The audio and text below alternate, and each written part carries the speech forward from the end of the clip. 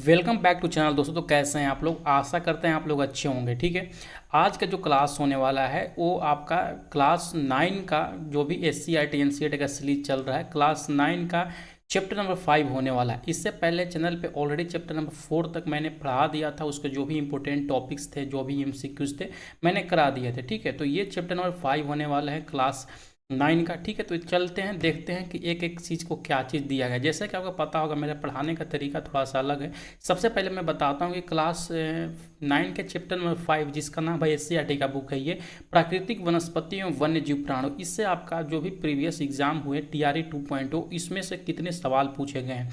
तो ये चैप्टर ना बहुत ही VVI इंपॉर्टेंट है, क्योंकि ये छोटा सा चैप्टर से आपका 7 क्वेश्चंस पूछा गया था हू बहू, जो कि मैंने TRE 2.0 में जो नोट्स प्रोवाइड किए थे, जो कि आप इस वीडियो में देख रहे हैं, यही नोट्स मैंने प्रोवाइड किए थे। इसमें से 7 सवाल पूछे गए हैं आपका TRE 2 में। तो एक एक करके यहाँ पे पहले आपको मैं बताऊंगा कि कहाँ से चैप्टर पूछे गए हैं। जैसे ही पहला ही पॉइंट जैसे आपको नजर आ रहा होगा, ये वाला जो पॉइंट नजर है कि हमारे देश में लगभग कितने वनस्पति पाई जाती हैं। अब यही सवाल आपका यहाँ पे क्लास 9 to 10 में जैसे ही आइएगा, तो यहाँ में जो 40 नंबर के पेपर थे दोस्तों, उसमें ये सवाल पूछा गया था आपसे कि इसमें कौन सा चीज़ पाया गया है। देखिए यहाँ पे यही सवाल आपसे पूछा गया था, नज़र आ रहा होगा कि भारतवर्ष में वनस्पति और जीवों की कितनी प्रजातियाँ पाई जाती हैं। तो यहाँ पे देखिए दिया गया है कि 47,000 प्रजाति जो है वनस्पति की पाई जाती है, और 81,000 जो पाया जाता है वो प्रजाति जीवों के पाया जाता है। यही सवाल आपका BPSC के द्वारा सही लिया गया है, और ये सवाल मैंने अपने नोट्स में यहाँ पे प्रोवाइड किए थे जब आपको ये प्रदान किए थे, तो कि हमारे देश में लगभग 47,000 विभिन्न प्रकार की प्रजातियाँ पाई जाती है। ठीक है, और यहाँ पे जो बताया था मैंने कि भारत में लगभग 89,000 प्रजाति जानवर के पाए जाते हैं अप्रॉक्स में। ये चीज़ मैंने दोनों चीज़ बताए थे, और यही दोनों चीज़ पूछा गया। इस चैप्टर से आगे जाइएगा तो एक एक करके मैं आपको जैसे जैसे पढ़ाते चलूँगा तो मैं बताते चलूँगा कि आपका जो भी सवाल थे कहाँ से पूछे गए थे। इसमें 7 सवाल पूछे गए थे, जो कि बहुत ही VVI है आपका एग्ज़ाम की दृष्टि से। तो ये चैप्टर जो है बहुत ही इंपॉर्टेंट होने वाला है। ठीक है, तो वीडियो को आप लोग लास्ट तक जरूर देखिएगा। ठीक है, जिनको भी नोट्स चाहिए SCRT NCERT का, हमारे दिए गए नंबर पर मैसेज कर सकते हैं 9176 800 345 यहाँ पे। चाहे तो ये वीडियो का PDF चाहिए तो यहाँ पे आप मैसेज कर सकते हैं।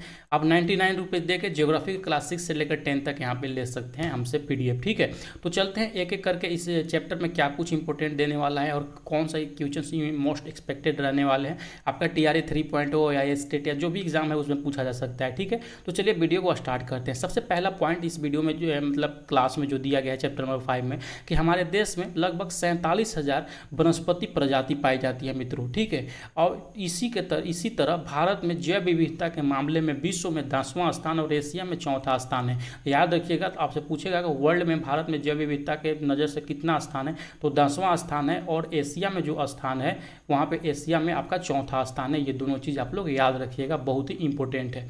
भारत में 15,000 फूल के पौधे पाए जाते हैं, जो कि विश्व का 6% होते हैं भारत में पाए जाते हैं। तथा हमारे देश में कुछ ऐसे भी फूल होते हैं दोस्त जो बिना, मतलब कुछ ऐसे ही पौधे होते हैं जो बिना फूल के होते हैं, जैसे कि फर्न हो गया, शैवाल हो गया। तो ये चीज़ भी आप लोग याद रखिएगा, कभी कभी पूछ देता है कि इनमें से कौन सा बिना फूल के पौधे हैं। तो यहाँ पे याद रखिएगा आप लोग, ये फर्न हुआ और शैवाल हुआ, ये दोनों चीज़ हो गए। से पहले मैं आप लोगों को बताना चाहता हूं, जितने भी लोग घर बैठे अपना BPSC TRE 3.0 का तैयारी कर रहे हैं, या कोई भी ऐसा वनडे एग्जाम का तैयारी कर रहे हैं, उनके लिए जो मैं आपका BPSC का सिलेक्शन किट बनाया हूं बहुत ही यहाँ पे इंपॉर्टेंट होने वाला है। खास करके जो मद्देनजर रखा गया है इसमें, आपका बिहार स्टेट हो गया, सक्षमता परीक्षा हो गया, या BPSC का 3.0 आपका एग्जाम हो गया, उसको देखते हुए इस कोर्स को मैं मतलब नोट्स को बनाया हूँ, जो कि आपका सिलेबस है BPSC का TRE का एग्जाम का, वो चाहे PRT के लिए हो, TGT के लिए हो, या PGT के लिए हो, ये सिलेक्शन किट सबके लिए काम आएंगे। ठीक है, इसमें मैं आपको क्या क्या कंटेंट प्रोवाइड करने वाला हूं, आप एक बार देख लीजिएगा। जो सिलेबस है जिससे आपका सिलेक्शन होने का बहुत ज़्यादा चांसेस बढ़ जाएंगे, वही चीज़ मैंने यहाँ पे अवेलेबल मतलब कराने का कोशिश किया हूँ आपको, जिसमें कि SCRT और NCERT जो भी है चैप्टर वाइज नोट्स मैं आपको दे दूंगा। याद रखिए, ये सारा चीज़ जो मैं अवेलेबल करा पाऊंगा ओनली हिंदी मीडियम में करा पाऊंगा। ठीक है, चैप्टर वाइज नोट्स क्लास 6 से लेकर क्लास 12 तक मैं आपको प्रोवाइड कराऊंगा, जिसमें आपका साइंस होगा, हिस्ट्री होगा, ज्योग्राफी होगा, पॉलिटी होगा, और इकोनॉमिक्स होगा। मैथ वगैरह का भी मैं प्रोवाइड कराऊंगा, उसको थोड़े दिन के बाद मैं आपको बताऊंगा। ठीक है, इसके बाद जो है क्लास 6 से लेकर क्लास 12 तक जो मैं यहाँ पे आपका नोट्स प्रोवाइड कराऊंगा उसका चैप्टर वाइज एमसीक्यूज बना दूंगा एग्जाम से पहले पहले तक, ताकि आपको जैसे ही आप लोग यहाँ पे वन लाइनर जो नोट्स हैं उसको तो पढ़ लीजिएगा, उसको पढ़ने के बाद प्रैक्टिस कहाँ कीजिएगा, तो जो भी मैं यहाँ पे एमसीक्यूज इसमें ऐड करूँगा वो वहाँ पे आप उसको प्रैक्टिस कर सकते हैं। ये जो एमसीक्यूज होगा ऑल एग्जाम में जो भी चीज़ें होंगी उसमें इंक्लूड मैं कर दूंगा उस चैप्टर से, और भी कहीं कौन कौन से परीक्षा में सवाल पूछे गए हैं, ताकि आपका यहाँ से परीक्षा का एक अच्छा सा तैयारी हो पाएगा। अगला पॉइंट जो तीसरा नंबर कंटेंट में मैं आपको प्रोवाइड करने वाला है बीपीएससी का प्रीवियस ईयर क्वेश्चंस। अगर कि आप लोग टीआरई 1 और 2 को एनालिसिस कीजिएगा कि बीपीएससी का प्रीवियस ईयर क्वेश्चन से बहुत सारा सवाल वहां पे देखने को मिले थे, तो उसका मैं सब्जेक्ट वाइज एमसीक्यूज आपको प्रोवाइड कराऊंगा। हर सब्जेक्ट चाहे हिस्ट्री हो, चाहे वो ईवीएस हो, आपका ज्योग्राफी हो, पॉलिटी हो, साइंस हो, मैं सारा कुछ यहाँ पे प्रोवाइड कराऊंगा आपको। ठीक है, यहाँ तक कि बीपीएससी का जो मैथ का प्रीवियस ईयर क्वेश्चन है विद सोल्यूशन मैं आपको वहाँ पे प्रोवाइड करा दूंगा। टॉप 1000 आपका एग्जाम से पहले मैं करंट अफेयर्स आपको प्रोवाइड करा दूंगा, ताकि करंट अफेयर कहाँ से पढ़ें, कैसे पढ़ें, उसका टेंशन आपको खत्म हो जाए, जिसमें लगभग 400-500 क्वेश्चन आपके बिहार अपने स्पेशल होंगे, बाकी 500 सवाल में इंडिया और वर्ल्ड के जो भी मेरे अकॉर्डिंग आपको इंपॉर्टेंट रहेगा मैं यहाँ पे इंक्लूड कर दूंगा। ये जो सवाल रहेंगे वो एमसीक्यूज के फॉर्म में रहेंगे, तो आप लोग याद रखिएगा, इसको आप लोग प्रैक्टिस भी कर सकते हैं। उसके बाद भारत का राष्ट्रीय आंदोलन कितना इंपॉर्टेंट है आप लोगों ने तो एग्जाम में देख लिए होंगे। हर एग्जाम में आपको 5 से 6 सवाल यहाँ पे देखने को मिलेंगे, और ये सारा सवाल के जब मैं एनालिसिस वीडियो में जाकर देख सकते हैं, मेरा नोट से बहुत ही बेहतरीन सवाल यहाँ से देखने को मिले थे, तो इसका एक सेपरेट पीडीएफ में दूंगा, ताकि जो भी चीज़ें होंगी वहाँ से क्लियर हो जाएंगी।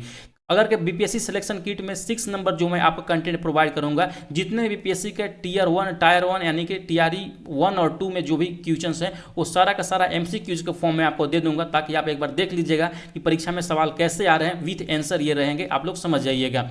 Bihar special previous year question जो भी बीपीएससी का है मैं आपको प्रोवाइड करा दूंगा। इतना जो आप कर लीजिएगा ना, तो आपका जो सिलेक्शन के चांसेस हैं बहुत ज़्यादा बढ़ जाएंगे दोस्तों।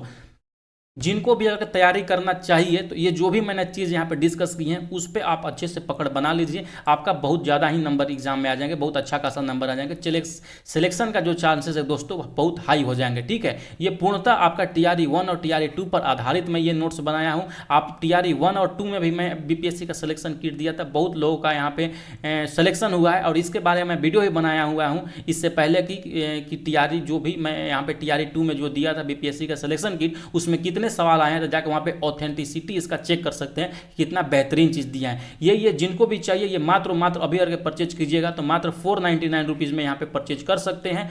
ये दाम बढ़ने से पहले आप लोग परचेज कर लीजिएगा, और क्या आप सेल्फ स्टडी कर रहे हैं, आप लोग इतना चीज़ों को अगर बुक्स पर परचेज करने जाइएगा ना, तो कम से कम हम बोल रहे हैं कि 3000 का आपका बुक्स हो जाएगा। साथ में जो एक एक चैप्टर में आप पढ़िएगा तो उसमें बहुत सारा टाइम चला जाएगा, इसीलिए ये सारे चीज़ों को समराइज करके मैं एक जगह पर आपको देने का कोशिश किया हूँ, ताकि आपको ज़्यादा इधर से उधर भटकने की जरूरत नहीं पड़े दोस्तों। आप इसको ऑफर प्राइस अभी है 499 में आप अवेल कर सकते हैं, ले सकते हैं। ठीक है, इसको बनाने में बहुत ज़्यादा मेहनत लगे हैं, इसीलिए मैं सोच रहा हूँ जो भी ले कैंडिडेट वो पढ़ने वाला बच्चा ही ले और पढ़कर अपना सिलेक्शन ले। ठीक है, जिनको भी चाहिए होगा दिए गए नंबर पे, यहाँ पे जो नंबर आप लोगों को दिखाई दे रहा होगा 9176800345 पर हमको व्हाट्सएप कीजिए। कॉल करने का थोड़ा सा अवॉइड कीजिएगा, थोड़ा सा हम कॉल हो सकता है नहीं रिसीव कर पाए, व्हाट्सएप कीजिएगा, मैं वहाँ पे देख लूँगा। ठीक है, तो चलिए वीडियो को अपना स्टार्ट करते हैं। जो भी पढ़ाई चल रहा है हमारा, ये चैप्टर बहुत ही वीवीआई है, तो आप लोग ये चीज़ याद रखिएगा। अगला जो सवाल है यहाँ पे पूछा है, मतलब पॉइंट दिया गया है कि भारत में लगभग 89,000 प्रजातियों जानवर के पाए जाते हैं, जिनमें विभिन्न प्रकार के ताजे पानी की तथा समुद्री मछलियाँ भी पाई जाती हैं, यहाँ पे जो भी जानवर है इसमें। ठीक है, अगला पॉइंट जो दिया गया है कि पूर्वोत्तर राज्यों में जहाँ बहुत से अधिक वर्षा होती है वहाँ अत्यंत सघन वनस्पति एवं सदाबहार वृक्ष पाए जाते हैं। लाजमी सी बात है, जहाँ पे बहुत ज़्यादा बारिश होगी, जैसे कि पूर्वोत्तर राज्यों में होता है, मेघालय में, असम में, मणिपुर वगैरह में जितना बारिश होता है, तो वहाँ पे अत्यंत सघन वनस्पति और सदाबहार वृक्ष पाया जाना लाजमी सी बात है। जहाँ ज़्यादा बारिश होगा वहाँ पे घना जंगल पाया जाएगा, जैसा कि भूमध्य रेखीय जो भी प्रदेश होते हैं वहाँ पे आप लोगों ने देखा है।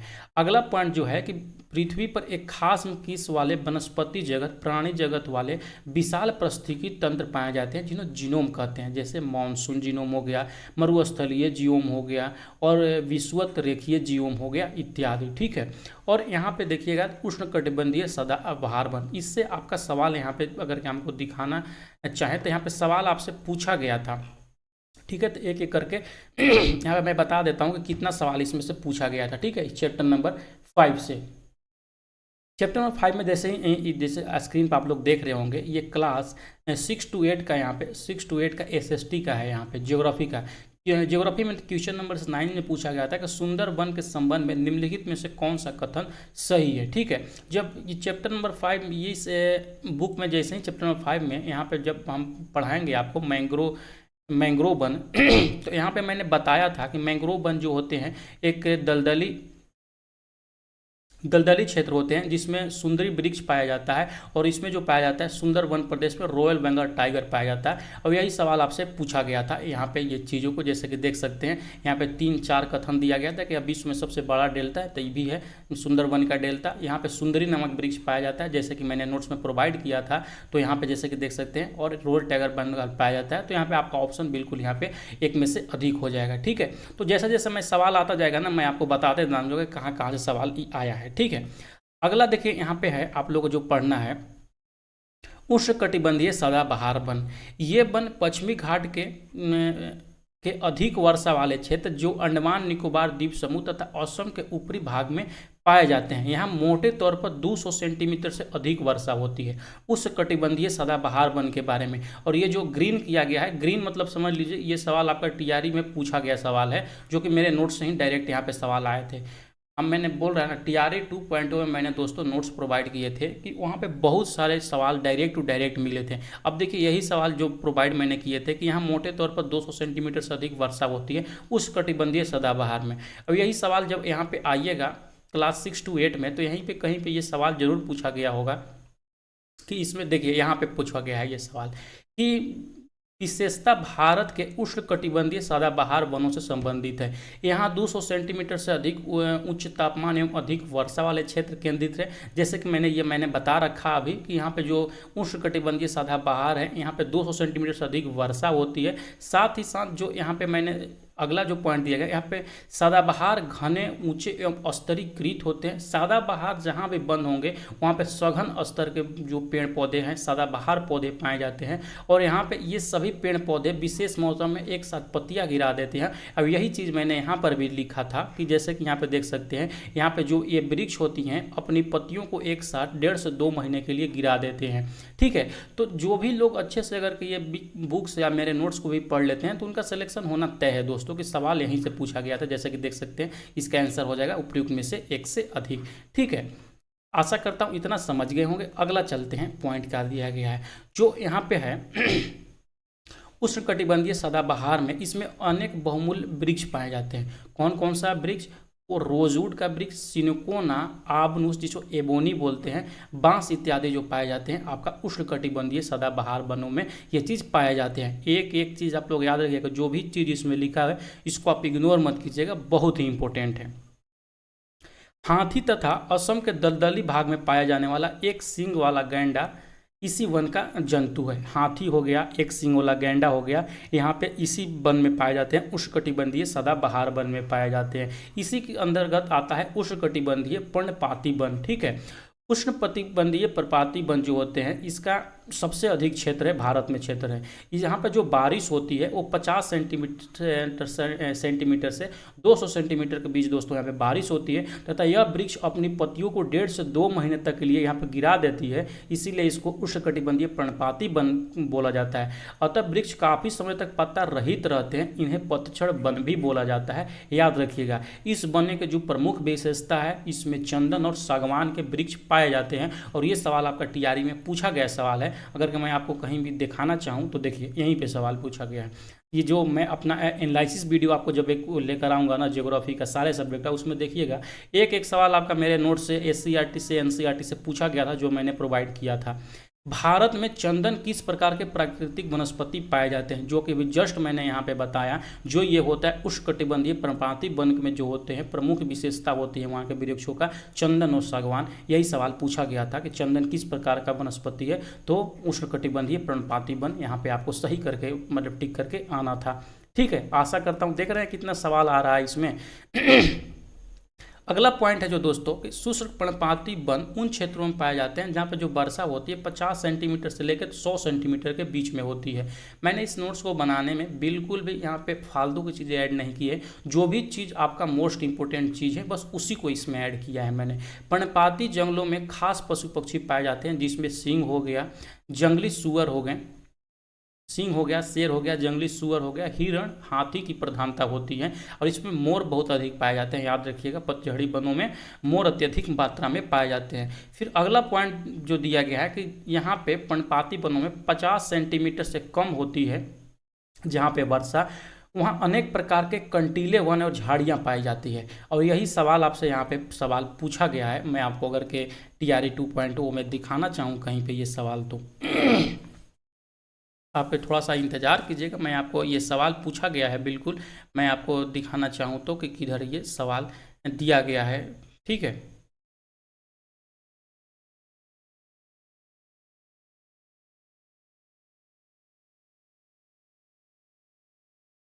ये लास्ट में मैं दिखाता हूँ दोस्तों। ये सवाल आपसे डायरेक्ट पूछा गया सवाल था कि आखिर कंटीले जो भी वन पाए जाते हैं जहाँ पे 50 सेंटीमीटर से कम वर्षा होती है वहाँ पे किस प्रकार के जंगल पाए जाते हैं। तो वहाँ पे आपका मानना था कि वहाँ पे कांटेदार जंगल पाए जाते हैं। ठीक है, तो मैं जैसे ही होता है मैं वहाँ पे आपको दिखाता हूँ। थोड़ा सा अभी ये मिल रही नहीं रहा मेरे को कि कौन सा क्वेश्चन नंबर था यहाँ पे। ठीक है,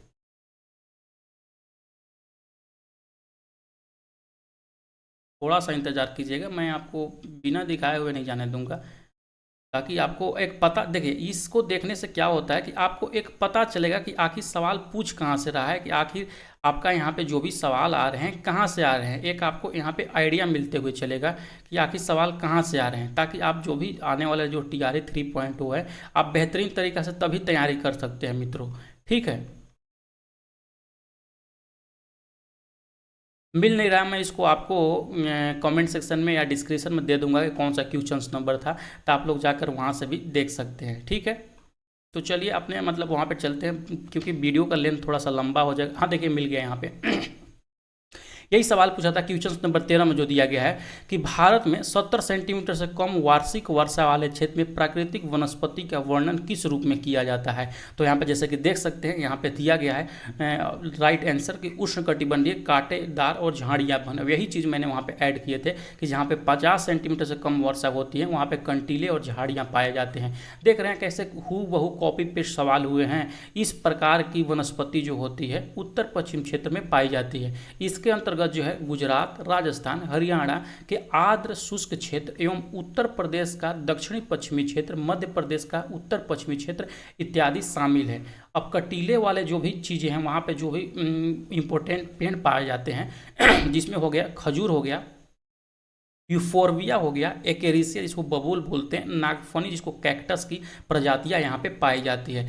क्लास 9 के केवल चैप्टर नंबर 5 से यहाँ पे 7 क्वेश्चन पूछे गए हैं आपके क्लास 6 to 8 SST में और 9 to 10 SST में। तो आप लोग देख सकते हैं चैप्टर नंबर 5 की कितनी ज़्यादा यहाँ पे प्रधानता है। और ऐसा नहीं कि ये जो चीज़ जो अभी मैं पढ़ा रहा हूँ ये अभी मैं पढ़ा रहा हूँ, ये सारा नोट्स मैं TRE 2.0 से पहले ही लोगों को प्रोवाइड किए थे, जो भी लोग हमसे पेड नोट्स लिए थे। तो देख सकते हैं जो भी मैं नोट्स प्रोवाइड करता हूँ बहुत ही बेहतरीन तरीक़ा से प्रोवाइड करता हूँ। इसमें तने मोटे होते हैं जिसमें कांटेदार पर्णपाती वन में, और पत्तियां मोटी होती हैं, रोएदार एवं गुद्देदार होती हैं। ठीक है, समझ गए होंगे। अगला पॉइंट यहाँ पे आता है पर्वतीय वन। हिमालय के निचले भागों में उष्णकटिबंधीय सदाबहार वन तथा उष्णकटिबंधीय पर्णपाती वन पाए जाते हैं। ठीक है, जिसमें 1000 से 2000 मीटर तक के ऊंचाई वाले क्षेत्रों में आर्द्र शीतोष्ण कटिबंधीय वन पाए जाते हैं। जो हिमालय के जो निचला क्षेत्र है वहाँ पे 2 तरीके के वन पाए जाते हैं, उष्णकटिबंधीय सदाबहार वन पाए जाते हैं और तथा यहाँ पे 1000 से लेकर 2000 मीटर की ऊंचाई तक दोस्तों आर्द्र शीतोष्ण कटिबंधीय वन पाए जाते हैं। तो ये दोनों चीज़ आपको भी याद रखिएगा। इसमें चौड़ी पत्ती वाले ओक, लॉरेल तथा चेस्टनट वृक्षों की यहाँ पे प्रधानता होती है पर्वतीय वन में। आपसे पूछा जाता है जो ओक के वृक्ष होते हैं किस तरह का वन आते हैं, तो वो एक पर्वतीय वन है। इसमें 1500 से 3000 के मीटर की ऊंचाई के बीच में शंकुधारी वृक्ष जैसे चीड़ हो गए, देवदार, सिल्वर फर और स्पूफ आदि वृक्ष पाए जाते हैं। अब जैसे इससे अधिक ऊंचाई, लगभग 3600 मीटर से अधिक ऊंचाई पर अल्पाइन वृक्ष पाए जाते हैं, अल्पाइन की वनस्पति पाए जाते हैं, जो कि VVI है। आप लोग ये चीज़ याद रखिएगा। पर्वतीय क्षेत्रों में तापमान परिवर्तन के साथ अपने पशुओं के चारण हेतु गर्मी ऋतु में अधिक ऊंचाई पर चढ़कर तथा जाड़े में घाटी में उतरकर पशु चारण की प्रक्रिया ट्रांसह्यूमन कहा जाता है। आपको सवाल ये पूछा जाता है कि ट्रांसह्यूमन का क्या अर्थ है, किससे संबंधित है। तो ट्रांसह्यूमन जो संबंधित है एक पर्वतीय वन से संबंधित है। इसमें क्या होता है कि गर्मी के दिनों में जो पशु का चारण होता है, पशु ऊपर जाकर चढ़ते हैं, मतलब अधिक ऊंचाई पर जाकर चढ़ते हैं, तथा जाड़े के दिनों में घाटी के निचले हिस्सों में जाकर चरते हैं, चारण करते हैं। इसी को बोलते हैं ट्रांसह्यूमन। आप ये चीज़ आप लोग याद रखिएगा, VVI है, ठीक है। अगला पॉइंट है मैंग्रोव वन। मैंग्रोव वन एक विशेष प्रकार की वनस्पति है जो कि आपको समुद्र तटीय क्षेत्रों में डेल्टाई एवं दलदल प्रदेशों में पाए जाते हैं, ठीक है। यहाँ समुद्र का नमकीन जल तथा नदियों में मीठे जल पाए जाते हैं, जो कि महीन पंख एवं बालू द्वारा निर्मित दलदल एक विशेष पारिस्थितिकी तंत्र को जन्म देते हैं, जिसमें सुंदरी नामक वृक्ष की बहुलता होती है। जैसे मैंने आपको बताया था, ये भी मैंग्रोव वाला प्रीवियस में मैंने बताया कि सवाल पूछा गया है कि इनमें से कौन सा सही है। कथन 4 को जो दिया था मैंने बताया उसमें, तो इसमें जो है मैंग्रोव वन में सुंदरी नामक वृक्ष की प्रधानता होती है, इसीलिए इसको सुंदर वन भी बोलते हैं मैंग्रोव वन को। याद रखिएगा इस चीज़ को। यह वनस्पति गंगा, ब्रह्मपुत्र, महानदी, गोदावरी, कृष्णा, कावेरी आदि नदियों के डेल्टाई भागों में तथा अंडमान निकोबार द्वीप समूह के अंदरूनी तटीय भागों में पाया जाता है। ये दोनों चीज़ हो गए। अगला जो पॉइंट मैंग्रोव वन में पाया जाता है, सुंदर वन प्रदेश में, जिसको सुंदर वन मैंने बताया, इसी को बोलते हैं पर मैंग्रोव वन भी बोलते हैं। तो वहाँ पे रॉयल बंगाल टाइगर सबसे अधिक प्रसिद्ध जानवर है। जैसे कि मैंने अभी स्टार्टिंग में ही ये चीज़ों को अगर के आप लोगों ने ध्यान नहीं दिया तो ये चीज़ मैंने यहाँ पे बताया। ये सवाल जो पूछा गया था आपका TRE में कि कौन सा इनमें से कथन सही है, ये चीज़ मैंने ऊपर में अभी बताया आपको, ठीक है।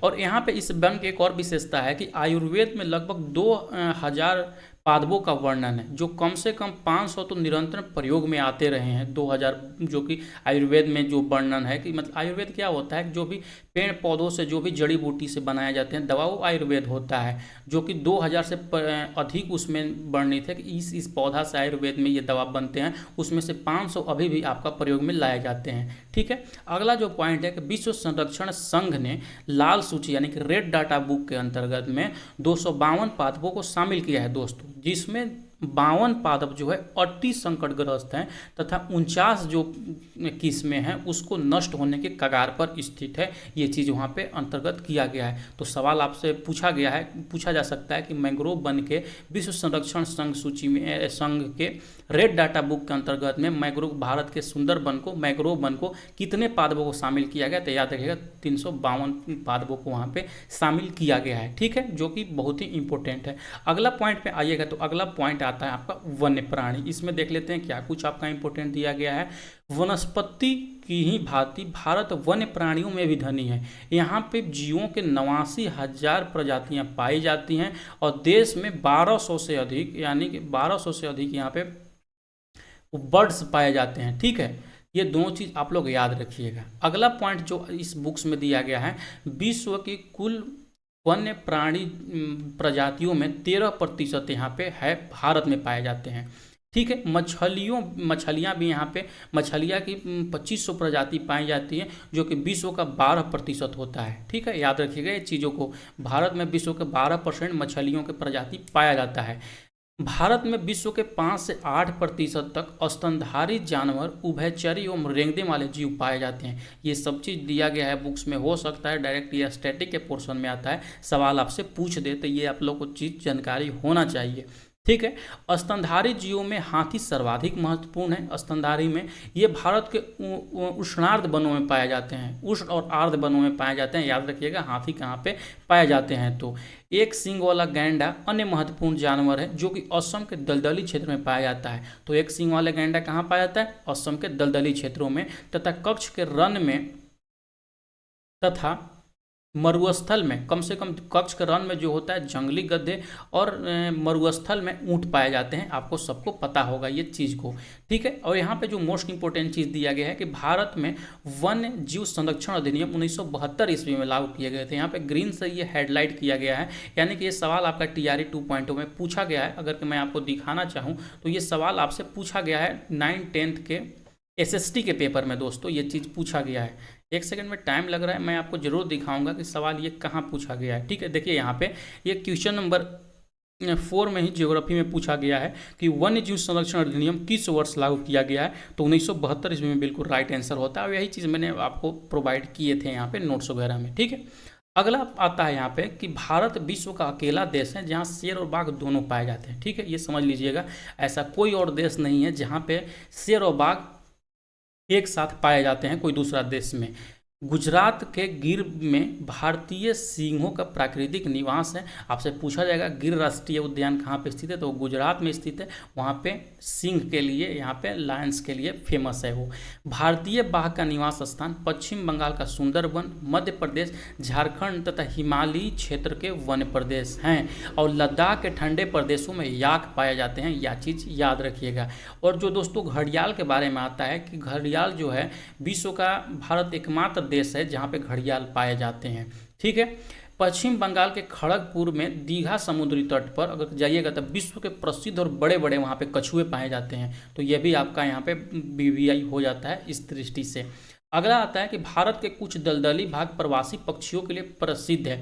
वैसे ही अगल के साइबेरियाई सारस को देखिएगा कि बहुत बड़ी मात्रा में भारत में आती है। ये कहाँ पे भारत में आती है, तो भरतपुर पक्षी विहार में यहाँ पे आती है। साथ ही साथ यहाँ पे बेगूसराय का जो कांवर झील के पास है वहाँ पर भी ये सारे चीज़ें आती हैं जो भी साइबेरियाई सारस होती हैं। तो सबसे ज़्यादा जो यहाँ पे सवाल पूछा जाता है कि साइबेरियाई सारस भारत के किस वनस्पति मतलब उद्यान में आते हैं, तो भरतपुर पक्षी विहार में भी आते हैं और केवलादेव में भी आते हैं। ये चीज़ आप लोग याद रखिएगा, ठीक है।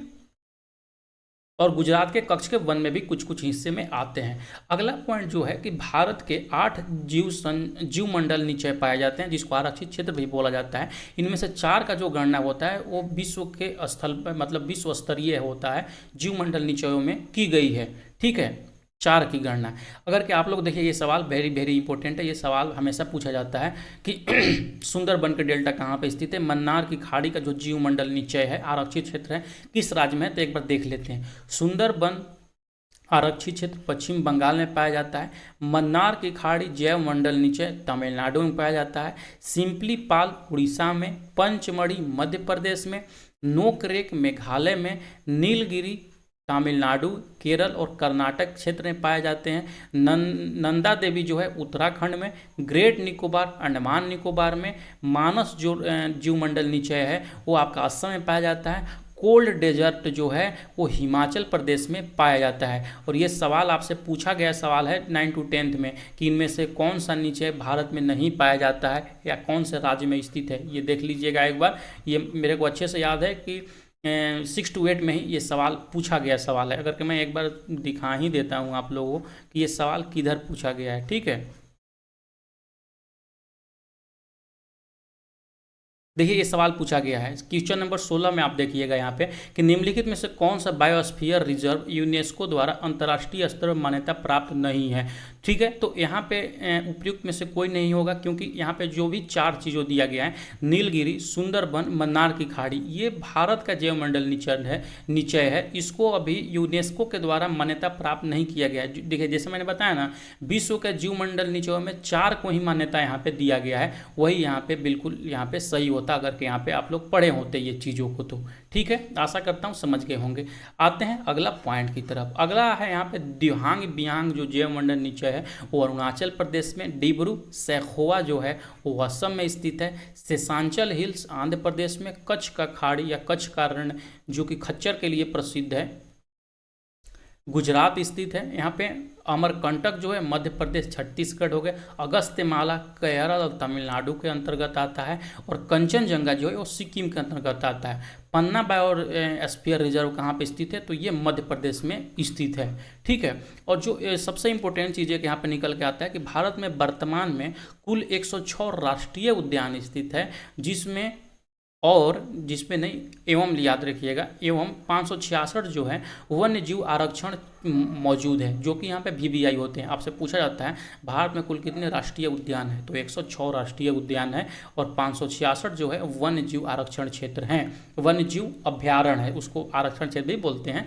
ठीक है, तो यहाँ पे आपका चैप्टर नंबर 5 होता है समाप्त। जैसे कि इसमें से देखिएगा चैप्टर नंबर 7 में, चैप्टर नंबर 5 से 7 क्वेश्चंस आपका TRE 2.0 में सवाल पूछे गए हैं, तो इसलिए ये चैप्टर बहुत ही इंपॉर्टेंट हो जाता है। मैंने इस चैप्टर से जो भी वेरी वेरी इंपॉर्टेंट थे, जो भी इंपॉर्टेंट चीज़ थे, मैंने आपको बता दी है। ठीक है, आशा करता हूँ कि ये वीडियो आपको अच्छा लगा होगा। इसमें आइएगा तो इस चैप्टर के लास्ट में यहाँ पे सवाल दिया गया है क्या, कि भारत में जीव संरक्षण अधिनियम कब लागू किया गया। जैसे मैंने बताया 1972 ईस्वी में लागू हुआ था, और यही से TRE 2.0 में ही पूछा गया था। भरतपुर पक्षी विहार कहाँ पर स्थित है, तो ये राजस्थान में स्थित है। और भारत में कितने प्रकार की वनस्पति प्रजातियाँ पाई जाती हैं, तो ये 89,000 प्रजातियाँ यहाँ पे पाई जाती हैं। ठीक है, आशा करता हूँ कि आपको ये वीडियो अच्छा लगा। चलिए मिलते हैं नेक्स्ट वीडियो के साथ में, तब तक के लिए बाय बाय।